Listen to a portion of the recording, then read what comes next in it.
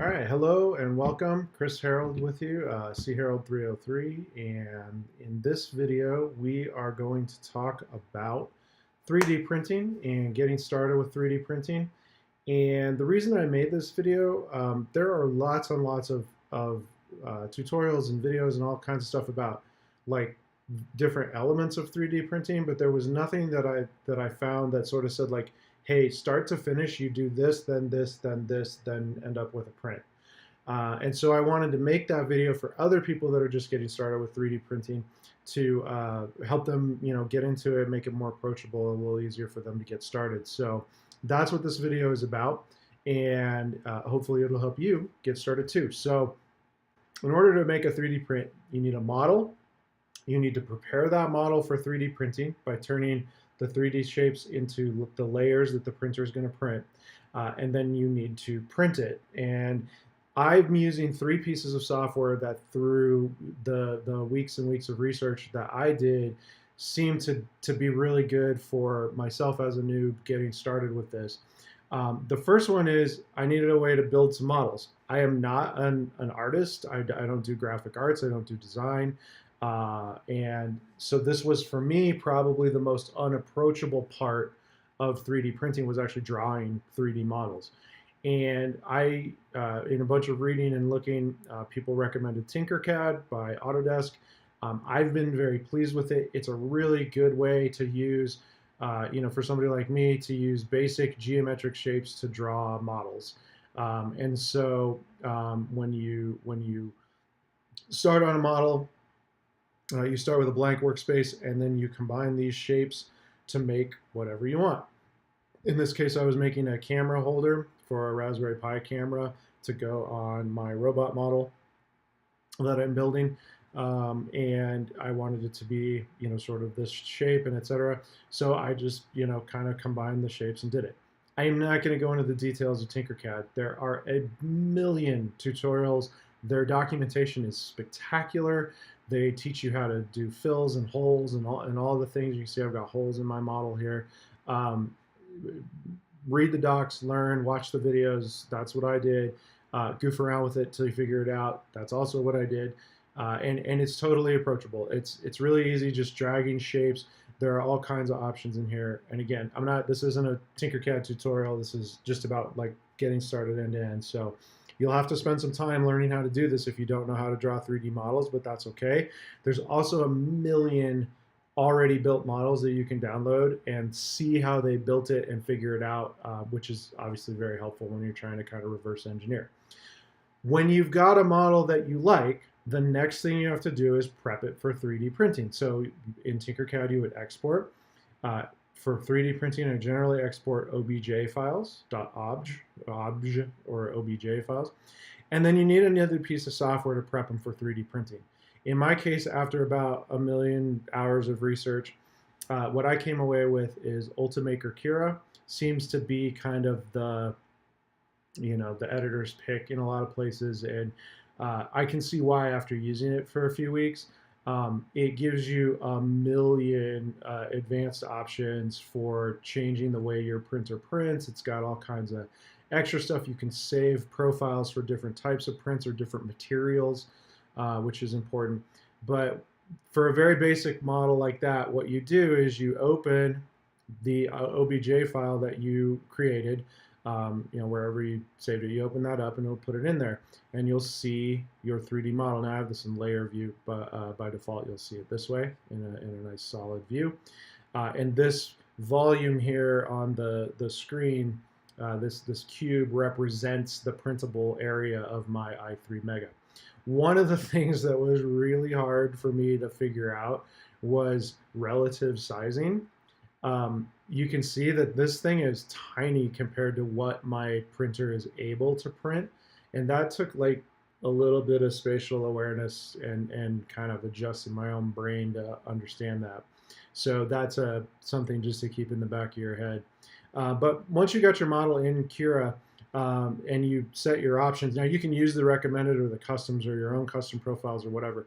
You'll find probably fairly quickly that the recommended and custom probably aren't enough depending on what your model is, and you'll probably start tweaking stuff. But once you've got it tweaked to the point you want, you just hit prepare, and it's going to slice this. I really like, after you've sliced, when you go to the layer view, that you can actually see how many layers it is. So that's how many layers the printer is going to lay down. But what's kind of cool is you can actually replay the print head on each layer, so you can actually see how it's going to literally print your thing, like not only bottom up, right, because that's how it prints, but each layer like literally follow the print head around the layer, which is really, really useful. We're going to talk about why in a second. When you need to handle over or under extrusion, or your printer's just heated up and maybe it's getting globs at the beginning or whatever, you can actually force it to print like a little offset area over here to kind of clean out the crap, basically, and then start the real print. That's what I like to do. I have another model that I've started doing that on. This one I didn't end up needing it. I just used the basic brim, and it seemed to be okay. But for bigger models that have more tendency to come loose later in the print, that's probably really important. But once you have this done, you save this to a file, and what it's going to do is going to save a G-code file. G-code is the code that the printer uses to actually define where the head moves. You can see I've done this about 10 or 12 times already here with different iterations, and this isn't even all the iterations I've done. I've done this a bunch of times with different ones. But anyway, you'd save this out. I'm not going to do it because I already have this saved in Cura. Now it's ready to print. So you have two options here when you're ready to actually literally put it in the printer and print. Option one is you throw it on an SD card, at least with my printer, and shove it in and find it through the little touchscreen menu and print it. Cool. And that works really well. I've done that. I did that with the test print, which is the little baby owls, and it works great. However, I also found that I wanted some additional functionality in that I wanted to be able to see what was going to get printed. I wanted to do time lapses, which are cool to watch. And I liked having the ability, and I'm not pointing at my printer right now, but I liked having the ability to like peek in and see it without having to literally sit here and stare at the printer to make sure it was printing correctly. So I got Octoprint. This is a tool that's maintained by community. I love it. I think it's really great. And basically the easiest way to explain it is it's like a print queue for your 3D printer, but it has a lot of extra features. It also does things like estimating how long your print job's going to take, which is always nice because every once in a while I've dumped a model in there and it says 27 hours and I go, oh, maybe I should rethink that. But it does all kinds of controls. You can do head movement, you can home your printer, you can extrude and unextrude, you can turn the motors off, which is always nice for bed leveling and adjusting, et cetera, et cetera. It's got a ton of features. Again, I'm not going to dig into all the features in Octoprint or Cura or Tinkercad by any stretch, but it has a ton of features and it's really good. You open the G code that you uploaded and it'll bring it up. What I really like is it has a built-in G code viewer, so it will show you layer by layer where the print head's going to move. You can literally see the track of the print head. It'll start printing here. It'll lift up here. It'll move, and it'll print some more. It's super nice. It's super full-featured. Can't recommend it enough. I'm running mine on a Raspberry Pi, but it runs on damn near everything. And it's just a great way to control your printer so you don't have to babysit it so much. Which is nice because, if something's going to take 8 hours to print, you probably have other stuff to do besides sit and watch it. So once you're in there and you hit print, I'm not going to do that because I don't want to print this right now, and then it will print. And during the print, it can record time lapse. You can do this. I have mine set to Z change, which will every time it moves up a layer, but you can do it on timed. You can do whatever you want. So really nice, and it will actually show you, like right now it's talking to the printer, just getting temperature data back. You can turn those off or on. It'll auto scroll, et cetera, et cetera. Anyway, right. So now you've printed. Hooray! And so what happens is when you print, you end up with these. Well, okay, I end up with these because these are what I wanted to print. My wife asked for some small planters for succulents, and we found some that we liked online, but they were really expensive. So I said, well, I have a 3D printer. I'll just make my own. And so here we are. So I printed these from a model. Actually printed them upside down, oops, like this. So this is what they came out on the bed as. And I did that so that I didn't have to do as much supports. Supports are the first thing you're going to run into probably in 3D printing that'll be a little confusing and confounding. And the reason for that is they'll sometimes be in places you don't want them, and they'll do things you don't want them to do. My best advice about that is don't try and redo the supports. Think about your model itself differently. So I was trying to print them conventionally, right? Bottom side down. And I needed a million internal supports to hold all this, 3D structure up. And then I would have had to try and remove them from inside the model. That's not going to happen. That's next to impossible.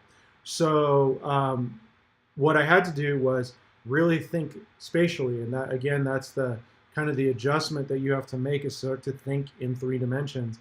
And remember that just because I print the model this way doesn't mean when I'm done I can't flip it over and use it. And by doing so, it ended up that I only needed to print these very thin and small supports to hold up these what are called bridges, right? So these flat spots on the side. So if I set this down like this, you can see it a little better. See this flat spot here is a bridge, and so it needs to be held up because otherwise it's printing over space, and that doesn't always work very well. There are printers that handle it. Mine is not one of them, at least not with the settings that I've used so far. I could probably make it work, but honestly, I'm okay with a little bit of support.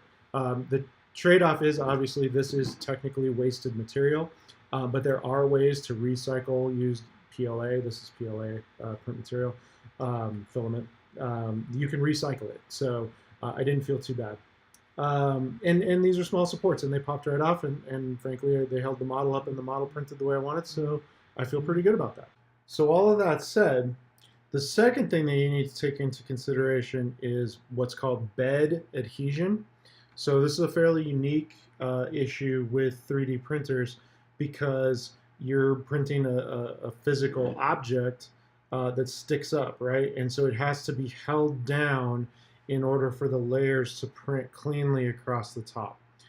What that means is you need to be concerned about, the print head could potentially knock this thing over, right? And if that gets knocked over, you end up with this beautiful effect called bird's nests, which are when your model fails almost at the end of the print job and the printer's still extruding material, it's just going everywhere but where you want it. So, so with bed adhesion, there's a million things, and again, there's probably 100 videos out there that talk about it. There's a lot of products people recommend, just like regular Elmer's glue sticks on the print bed.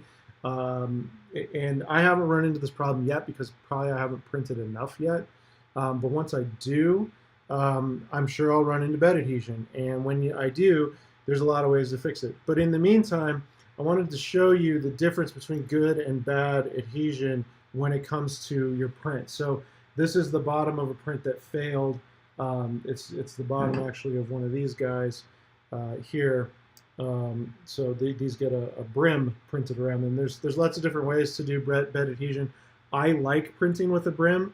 A lot of people don't because you have to remove it, which means sanding and cutting. I don't mind that. I would rather have my model stick and not fail and do a little extra cutting and sanding later than print it so perfectly and elegantly, but lose 30% of them to adhesion failures. So when you look at these, this is a good brim. So this brim, you can see it's nice and clean and clear. You might be able to hear that from the mic, but it's a nice solid piece of plastic, and it holds that piece very sturdy to the bed so that it won't pop off or get knocked over. If you notice that your brim is printing like this, where the lines don't connect, that usually means that you've got one of two problems. Either your print bed, so the layer that it prints on, is too far away from the print head, right? So if it's too low and the print head goes over it, the lines don't moosh together nicely and touch and glue together. That's what happened with this one, you can see. That means you need to level your bed. Bed leveling is absolutely critical for quality 3D prints. So make sure that you follow the instructions for your printer. Mine does not automatically level, which I'm totally okay with. You just have to follow the instructions. It's not that hard. And you do need to do it um, probably more often than you think. So make sure that you're doing it consistently. The other option is that maybe your printer is doing what's called under extrusion, which means it's not squeezing enough PLA or ABS out to actually make the lines match together. Those settings are controlled in your slicing program, in my case, Cura, and you can adjust that. And again, there's a million videos that'll teach you how to do that. I didn't want to go that deep into all the specifics, but those are kind of the things that I've run into as a noob getting started with 3D printing that I wanted to make sure I passed on. And those three pieces of software, Tinkercad for prepping the model, Cura for getting it ready to print, and then Octoprint for actually running your printer, making cool time lapses and things like that. Those are my three recommended getting started, newbie level 3D printing tools that will take you from beginner to printer really in a very short period of time. But take the time, go deep on the tutorials that they offer. Make sure that you download other models and experience them, and really understand what is out there and what you can print. And I hope that your journey to 3D printing is as much fun as mine has been. I'm super excited about having it, and like my head is just swimming with stuff that I need to get out of my brain and into a 3D model so that I can get them printed. So again, I'm not an expert in 3D printing, but I'm happy to answer questions for anyone who's just getting started. And if I don't know the answer, I know a lot of people in the 3D printing community. I can probably direct you to somebody who does. So if you got any questions, either hit me on Twitter. It's at cherald303, or really that's the best way to get me. Or you can comment on this video here, and you can find my blog at cherald303.com. I'll be typing up some other stuff to add to this, but hope this video has been useful in you, helping you get started and showing you kind of the three-step process for making your first 3D print. And good luck and good printing.